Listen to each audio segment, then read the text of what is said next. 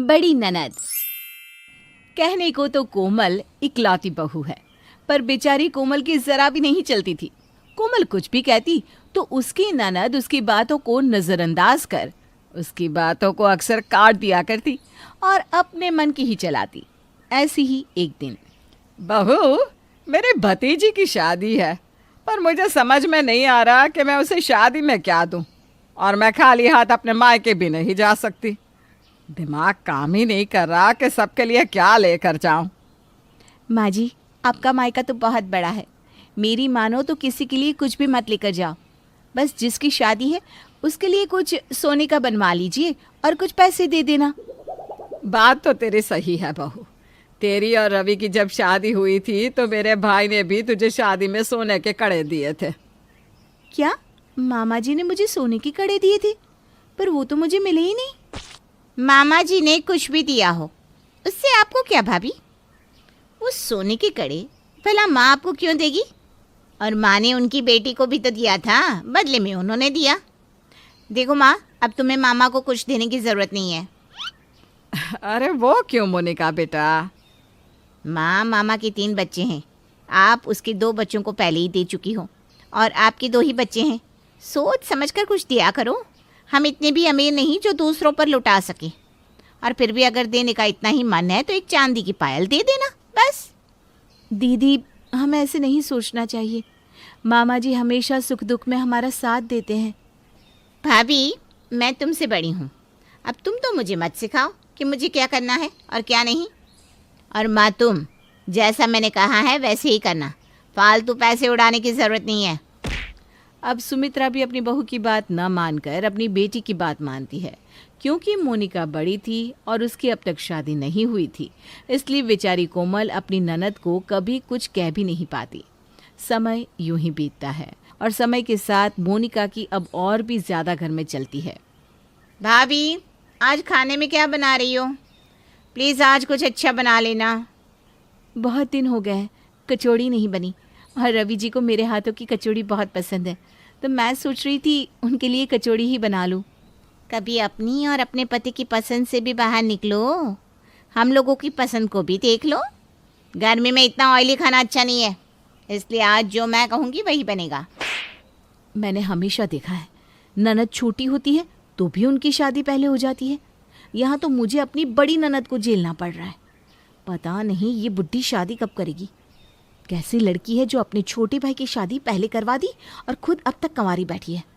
शायद इसी वजह से इसका रिश्ता नहीं लग रहा। क्या हुआ भाभी, क्या सोचने लगी? मैंने जो कहा वो सुना ना आपने? हाँ हाँ, सब सुना। बता दीजिए क्या बनेगा आज? बहुत दिन हो गए हैं इडली सांभार खाए, तो आज आप ना इडली बना दीजिए और साथ में राजमा चावल भी बना देना। ठीक है। समय के साथ साथ कोमल अपनी ननद से परेशान हो जाती है, क्योंकि मोनिका बहुत ज़्यादा डोमिनेटिंग और इरिटेटिंग होती जा रही थी। इसीलिए अब कोमल अपनी ननद को बर्दाश्त नहीं कर पा रही थी। एक दिन वो रवि से कहती है, रवि जी, आपको और आपके घर वालों को दिखाई नहीं देता? जवान बेटी घर में बैठी है। आखिर आप लोग दीदी की शादी कब करवाएंगे, जब वो बूढ़ी हो जाएंगी? अरे लड़कियों की क्या उम्र नहीं निकलती? अरे क्या हुआ कोमल, तुम इतनी नाराज क्यों हो रही हो? क्या हुआ? आप जानते नहीं हो क्या अपनी बहन को? हमेशा इस घर में दीदी की ही चलती है। मैं जो कहती हूँ दीदी ठीक उसका उल्टा करती है। पता नहीं मेरे साथ वो ऐसा क्यों करती है। इस घर में कभी मेरे मन की तो चलती ही नहीं। अरे दीदी तुमसे बड़ी है तो जाहिर सी बात है ना, तुम्हें अपने से बड़ों का कहना तो मानना ही पड़ेगा। बड़ी है तो शादी करा दो ना। अब उन्हें भी तो अपना घर संभालना चाहिए। मुझे समझ में नहीं आता, आखिर ऐसी कौन सी बात थी कि जो पहले आपकी शादी करवा दी गई? अरे कोमल बस भी करो ना, इतना ज़्यादा बोलना अच्छी बात नहीं होती। दीदी की शादी नहीं हो रही थी इसलिए पहले मेरी शादी करवाई।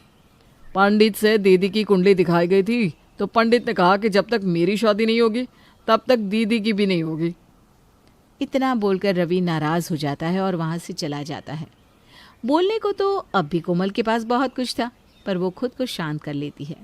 अब ऐसे ही कुछ दिन और बीत जाते हैं और एक दिन जब घर में साड़ी वाला आता है तो कोमल अपने लिए एक साड़ी पसंद करती है। माँ जी, मुझे ये साड़ी पसंद है, शादी में मैं यही साड़ी पहनूंगी, मुझ पर अच्छी लगेगी। सच में भाभी, आपकी चॉइस बहुत खराब है। कोई ज़रूरत नहीं है आपको ये साड़ी लेने की। मैंने आपके लिए साड़ी पसंद करी है और आप इसी साड़ी को पहनना शादी में। ये आप पर उससे ज़्यादा अच्छी लगेगी। सही कहा मोनिका बेटा तूने। कोमल बहू पर यह साड़ी ज़्यादा अच्छी लगेगी, सस्ते की सस्ती और अच्छी से अच्छी। ठीक है, आप लोगों को जो पसंद है आप वही ले लो। बेकार में मैं यहाँ बैठी, मुझसे मेरी पसंद क्यों पूछते हो जब आपको अपनी ही पसंद की चीज़ें करनी होती है।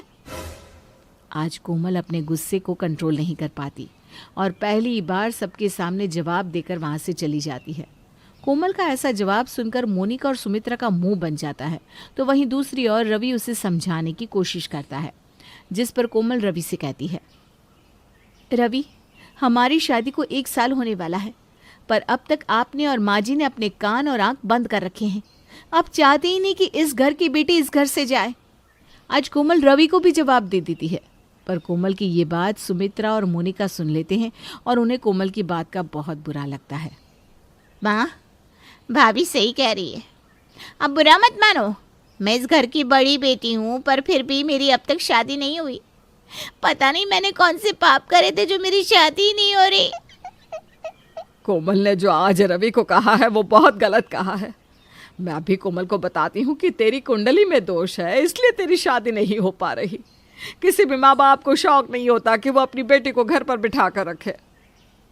मोनिका अपनी माँ को रोकने की कोशिश करती है, पर सुमित्रा नहीं रोकती और अपनी बहू को इस बात का जवाब देती है, जिस पर कोमल भी अपनी सास से कहती है, माँ जी, ढूंढने को तो भगवान भी मिल जाता है, फिर लड़का ढूंढना कौन सी बड़ी बात है। और आप किस ज़माने में जी रही हैं? आजकल कुंडली वुंडली कोई नहीं देखता। अगर तुझे लगता है कि शादी गुड्डे गुड्डियों का खेल है, तो अपनी ननद की शादी अब तू ही करना। मुझे अपने ससुराल की मिली ये पहली जिम्मेदारी मंजूर है। अब आप देखना कैसे इन 2 महीनों में मैं दीदी के लिए एक अच्छा सा लड़का देखती हूँ। कोमल को उसके ससुराल में पहली बार कोई जिम्मेदारी मिली थी।